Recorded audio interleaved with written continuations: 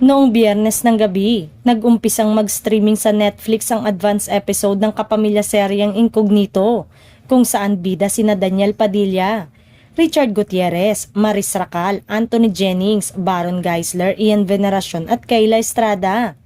Mula January 19 linggo hanggang January 22, Miyerkules, ay nanguna ito sa top 10 TV shows in the Philippines sa Netflix. Ang pilot episode ng Incognito sa TV5, Kapamilya Channel, A to Z, TFC at Kapamilya Online Live sa YouTube channel at Facebook page ng ABS-CBN Entertainment ay noong January 20. Katapat ng Incognito ang mga batang riles ng GMA Network, kung saan bida sina Miguel Tan Felix, Kokoy De Santos, Bruce, Rahel at Antonio Vinson. Sa unang bardagulan sa ratings ay wagi ang mga batang riles with 8.9% kontra sa Incognito na 8.7%. Noong Lunes na yon ay nagpilot ang Lolong, Bayani ng Bayan with 10.8% kontra sa FPJ Batang Quiapo na naka 15.9%.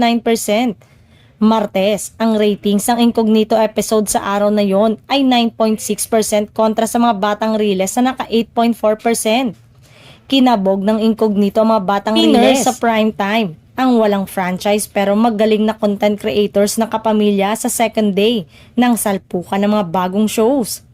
Paganda pa ng paganda ang episode ng susubaybayan natin sa TV. Makikita nga kung alin ang all-out na ginagastosan para mapanitiling exciting ang teleserye at alin ang higpit ang sinturon sa pagtitipid.